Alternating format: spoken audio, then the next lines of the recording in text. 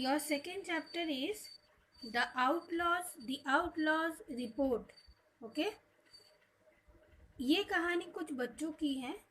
बच्चों ने एक ग्रुप बनाया है और वो कुछ अपना डिमांड रखते हैं. तो हम पढ़ते हैं इस चैप्टर को. What is the meaning of outlaw? Outlaw का मतलब क्या होता है? आउटलॉ का मतलब होता है वह अपराधी जो अपने गुनाहों से भागता है और जो पनिशमेंट लेना नहीं चाहता है उसे कहते हैं आउटलॉ. लेकिन इस चैप्टर में विलियम, जो इस पूरे कहानी का हीरो है, विलियम, उसने अपने दोस्तों के साथ मिलकर एक ग्रुप बनाई है और उसी ग्रुप का नाम है outlaws. I think you have understood. चलिए हम लोग चैप्टर पढ़ते हैं. William was frowning as he walked slowly along the road. He was thinking of conversation he had overheard at the houses he had just visited. उसने कुछ जब वो घूम रहा था रास्ते से तो उसने कुछ लोगों की बातें सुनी. क्या क्या बातें वो लोग कर रहे थे, पढ़ते हैं. They had nearly all been on the same topic. सभी लोग एक ही चीज़ को लेकर बात कर रहे थे. Better condition, shorter hours, high wages, freedom from want and fear, the beverage report. जितने भी घर के पास से वो गुजर रहा था, ज़्यादातर लोग अच्छे कंडीशन की बात, कम आवर्स काम करने की बात, हाई वेजेस यानी ज़्यादा सैलरी के बारे में, और फ्रीडम यानी हर चीज़ करने को इन लोगों को अनुमति थी. इन सब चीज़ों की ही बात हो रही थी. बट बच्चों के मन में क्या था? बच्चों के मन में क्या है? ये है कि ये बड़े लोग हमेशा पैसों की बात, अच्छा बुरा पता नहीं क्या बोलते रहते हैं. उनको हर चीज़ का फ्रीडम है, हर चीज़ की आज़ादी है, लेकिन हम लोगों को कोई आज़ादी नहीं है. तो यहाँ पर ये देखो, यहाँ पर ये दोस्त बैठ के कुछ ये लोग बातचीत कर रहे हैं. ये चारों दोस्त, इन दोस्तों ने एक ग्रुप बनाया है जिस ग्रुप का नाम है आउटलॉज. दोस्तों के नाम देख लेते हैं. विलियम इन सब का हेड है. दूसरा दोस्त है जिंजर. तीसरा दोस्त है डॉगलस. और जो आखिरी दोस्त है वो है हेनरी. ये सब लोग एक बैरन में आकर बैठते. बैरन का मतलब होता है अनाज घर. ये देखने से भी तो लग रहा है कि खेत के वहीं कहीं ये लोग अनाज घर में या फिर झोपड़ी जैसे एरिया में आकर बैठे. तो वो लोग सब मिलकर एक जगह बैठते हैं और डिस्कशन करते हैं. क्या डिस्कशन करते हैं? Everyone's talking about better condition things of the grown up. They are going to have a jolly good time. But what about us kids? No one's thinking about us. What about shorter hours and more money for us? क्या कह रहे हैं कि इनको देखिए, बड़ों को देखिए, हमेशा अच्छी बात, अच्छे कंडीशन के लिए मांग करते रहते हैं. हमें ये चाहिए, हमें वो चाहिए.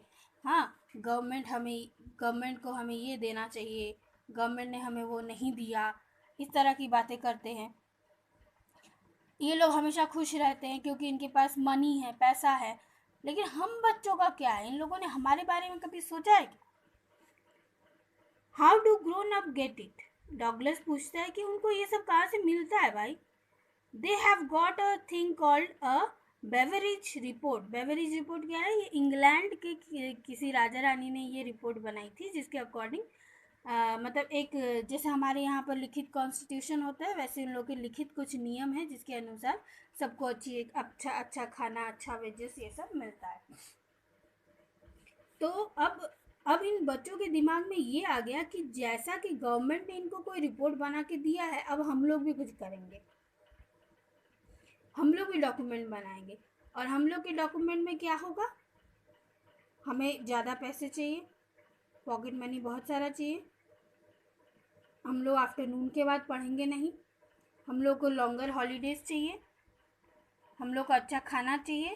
तो इस तरह से सभी बच्चे आप जब इसको रीड करेंगे तो आपको समझ में आ जाएगा कि इन लोग का क्या क्या डिमांड था।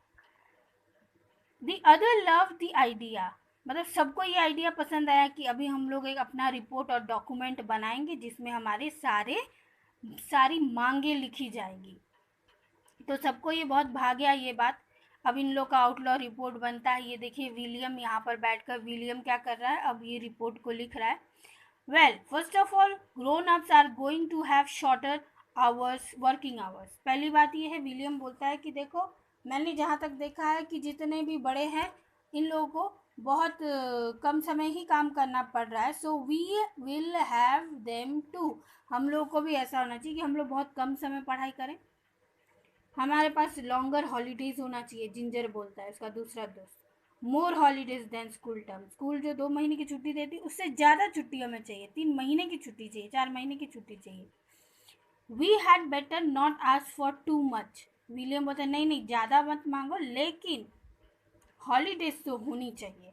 We all ask for as many holidays as term, that's only fair. When we have worn out our brain in school for 3 months, जब हम लोग अपने दिमाग को इतना इतना दौड़ाते हैं, स्कूल में इतना सड़ाते हैं, गुस्से में बोलता है ये बात, इतना सड़ाते हैं, 3 महीने तक पढ़ते हैं, तो उसके लिए तो डबल छुट्टी तो भाई होनी ही चाहिए। We ought to have 3 months for our brain to grow back, हमें 3 महीने को पढ़ाते हैं तो 3 महीने की हमें छुट्टी भी चाहिए, ठीक है। The outlaws were very impress, वो लोग बहुत इम्प्रेस थे अपने डॉक्यूमेंट को लेकर के, सब लोग अपना सर बहुत हिला रहे थे। और डॉक्यूमेंट में क्या लिखा था, सब इन लोगों ने अपनी मांगों को लिखा था।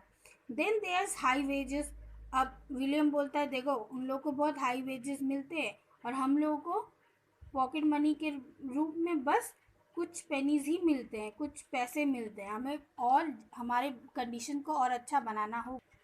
ये देखिए इन लोग का आउटलॉ रिपोर्ट, इस तरह से इन लोगों ने अपने रिपोर्ट बनाए। As much holidays as term, यानी इन लोगों को बहुत सारे हॉलीडेज चाहिए, हफ्ते में 6 पेनीज चाहिए इनको, और कोई इनसे कोई पैसा नहीं मांगेगा। No Latin, no French, no arithmetic, मतलब ये लैटिन भाषा भी नहीं पढ़ेंगे, फ्रेंच भी नहीं पढ़ेंगे, जैसे हमारे यहाँ हिंदी इंग्लिश होती है, तो उनके यहाँ लैटिन फ्रेंच ये नहीं पढ़ेंगे। अरिथमेटिक यानी मैथमेटिक्स ये भी नहीं पढ़ेंगे। As much free ice cream as we like, हम लोग जितना आइसक्रीम खाना चाहिए पूरा हमको फ्री में मिलना चाहिए, हमें किसी भी प्रकार का पनिशमेंट नहीं मिलना चाहिए, ये इन लोगों ने अपने डॉक्यूमेंट में लिखा। I am reading this. No Latin said Ginger, no French said Douglas, no arithmetic said Henry, no none of them, agreed William firmly. Attending these fresh demands to the list, well, they also go on and on about freedom from want and fear. William अब बोलता है कि हमें आज़ादी चाहिए, which means no punishment, इसका मतलब है हमें कोई सज़ा नहीं देगा। ग्रोन अप्स जो बड़े होते हैं उनको तो कोई सज़ा नहीं देता, वो लोग तो गलतियाँ करते हैं और हम लोग को सब लोग सज़ा देते हैं। Grown ups can break things, वो बड़े लोग कोई भी चीज़ तोड़ सकते हैं, उनको माफ़ी मिल जाती है, और हम लोगों से कुछ टूट जाए तो हमको पिटाई पड़ जाती है। So grown ups can break things and forget things and answers each other back on nothing ever happens to them. क्या कह रहे हैं कि ग्रुप जो बड़े होते हैं, ग्रोन अप्स मतलब बड़े जो हमारे एल्डर होते हैं, वो कोई भी चीज़ तोड़ दे तो सब उसको कोई पनिशमेंट नहीं देता है, हमको देता है। अगर कुछ भूल जाए, कोई आंसर भूल जाए हम लोग, तो हम लोग को कितना पनिशमेंट मिलता है, और जो बड़े होते हैं वो कुछ भूल जाए तो उनको कोई पनिशमेंट नहीं होता है। हमारे लिए भी कुछ होना चाहिए, we should be equally treated. Then उसके बाद क्या होता है, and what about food, Douglas बोलता है अच्छा खाने के बारे में क्या होगा भाई। I won't feel free from what without 6 ice cream a day, एक दिन में मैं तो 6 आइसक्रीम खाऊंगा ही। The outlaws day dreamed about this blissful possibility for some moment, बहुत देर इस मतलब वो लोग जब इस लॉज को या फिर ये डॉक्यूमेंट लिख रहे थे कि हमें ये चाहिए हमें वो चाहिए, तब वो लोग एकदम जैसे दिन में सपने देखने जैसा अनुभव कर रहे थे। चलिए आगे देखते क्या होता है. Then William got back down to business. बोला ए चलो चलो सपने देखना बंद करो, लिखो क्या लिखना है. All right, they are going to make a beverage report thing into an act of parliament. So we should get our made into a laws as well. We have got to find someone high up who's going to London to see the government and will take it for us. जैसे कि हम लोग कोई भी document को prove करने के लिए हाई कोर्ट सुप्रीम कोर्ट तक पहुंचते हैं, वैसे ये लोग भी अपने डॉक्यूमेंट को प्रूवन करने के लिए पार्लियामेंट तक पहुंचना चाहते हैं और गवर्नमेंट को ये बताना चाहते हैं लेटर को लिख करके कि हमें ये फैसिलिटी दी जाए. तो उन लोगों को अब लंदन जाना है और ऐसे किसी गवर्नमेंट के अधिकारी को पकड़ना है जो उनका ये काम कर दे. तो जिंजर बोलता है आई नो. क्या नो, क्या जानता है वो. देयर्स मेजर हैमिल्टन, कोई मेजर हैमिल्टन नाम का आदमी है. He is high up in the war office. War उनका कहना, जिंजर ये बोल रहा है कि मैं एक व्यक्ति को जानता हूँ जिनका नाम है मेजर हैमिल्टन, जो वॉर ऑफिस जो है युद्ध का जो आधिकारिक ऑफिस है, कार्यालय है, वहाँ के वो अध्यक्ष है. वो रोज़ लंदन वगैरह जाते आते रहते, चलो उन्हीं से बोला जाए. So as he has been home for the weekend, वो वीकेंड में, यानी वीकेंड कौन से डेज होते हैं, सैटरडे और संडे को वीकेंड कहा जाता है, यानी हफ्ते का जो अंत वाला दिन होता है. They say he is got some jolly important papers with him. वो लोग जाते हैं उनसे मिलने. He is going to take them back to London this morning. Gosh, gosh मतलब जब हम लोग ऐसे नहीं कोई चीज़ हम लोगों से छूट जाता है, अरे अरे यार ऐसे बोलते हैं ना कि ये अरे ये तो मेरे दिमाग से ही निकल गया, तो ऐसे ही वो बोलता है गॉश, ओ गॉड, अगर वो आज ही चले गए तो पेपर हम लोग उन तक कैसे पहुंचाएंगे. We could just slip our report in this with his papers. It would go to the government with them and be made into an act of parliament. So William क्या बोलता है कि अरे अरे चलो चलो जल्दी पेपर जैसा भी है हम लोग फोल्ड करते हैं, लेके चलते हैं, क्योंकि हमारा ये आवेदन उन तक पहुंचाना बहुत ज़रूरी है और संसद में ये सुधार होना चाहिए, हमें ये फैसिलिटीज़ मिलनी चाहिए. अब सब चल पड़ते हैं मेजर हैमिल्टन से मिलने के लिए.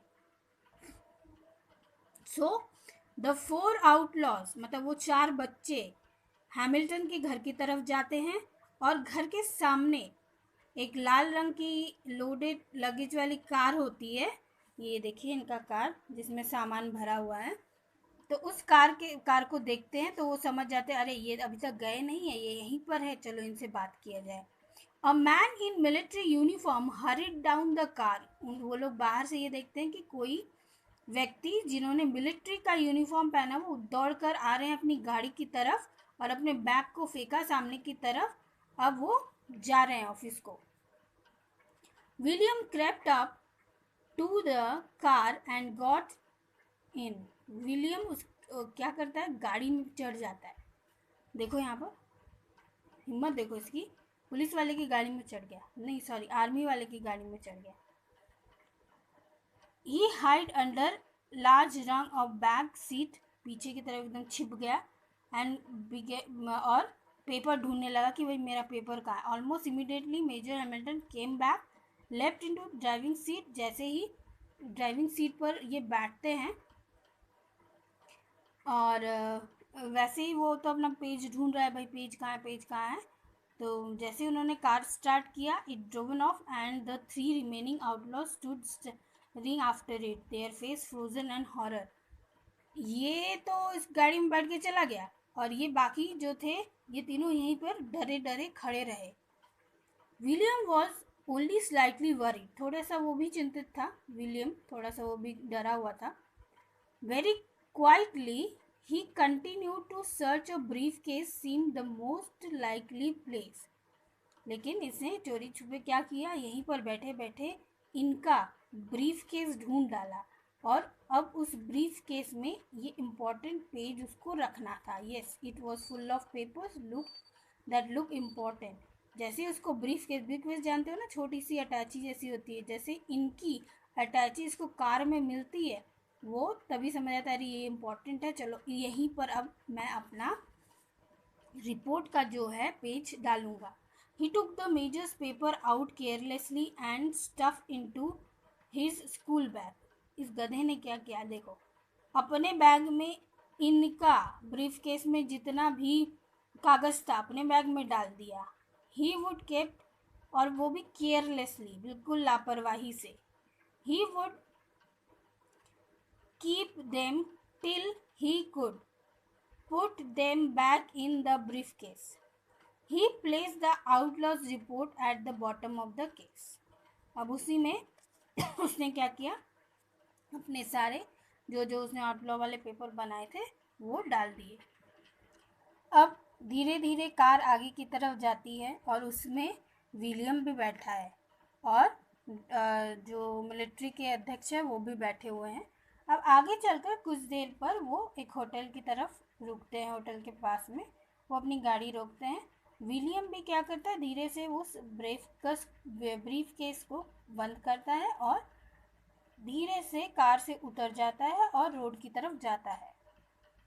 अब वो सोचता है कि अरे अब तो बहुत अच्छा हो गया, मेरा जितना भी डॉक्यूमेंट, मैंने जो भी नियम लिख के भेजे थे वो तो अब लंदन को जा रहा है. अब कहानी में आती है ट्विस्ट. क्या ट्विस्ट आता है, थोड़ी देर चलने के बाद विलियम देखता है कि उसके बैग में तो मेजर साहब का सारा डॉक्यूमेंट है, तो क्यों ना ये मेजर साहब के ब्रीफकेस में फिर से रख दूं. तो ये सोचते सोचते वो पीछे की तरफ जाता है और जैसे पीछे जाता है तो कुछ उसके कान में सुनाई देता है कि मेजर साहब कुछ बोल रहे हैं और डरे डरे हैं. क्यों डरे हैं, क्योंकि मेजर साहब का ब्रीफ केस चोरी हो गया. ट्विस्ट. अब मेजर साहब क्या बोलते हैं कि अरे मैं तो 2-3 मिनट के लिए होटल में क्या गया, देखो पीछे से मेरा जो ब्रीफ केस था वो कोई चोरी करके ले गया और उसमें सारे मेरे इम्पोर्टेंट डॉक्यूमेंट्स थे. चलिए आगे क्या होता है देखते हैं.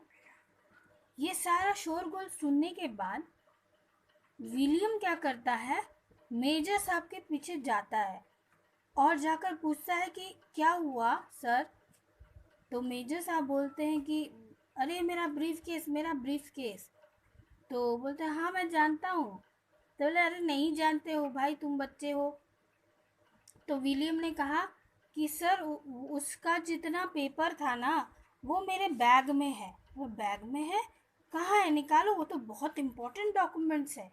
तो he took out the papers from his school bag and pushed them into the astonished major's hand. मतलब मेजर साहब जो इतने डरे हुए थे वो अपना सारा पेपर निकाल के बैग से मेजर के हाथ में दे देता है. There were long explanation. वो विलियम सारी बातें उनको खुलकर बोलता है कि ऐसा ऐसा हुआ था,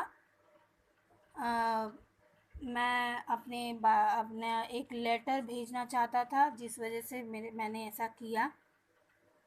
there were long explanation at the end of which the major took him into the hotel and gave him wonderful meal.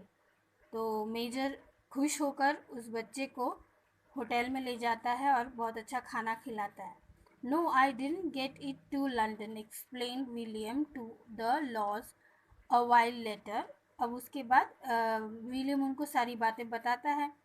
The report was stolen with the briefcase before we got there. There were some other papers too, but I bet it was our report they were really after. Someone must have found it about it. Then we won't get an act of parliament, said the outlaws disappointed. मतलब हम लोगों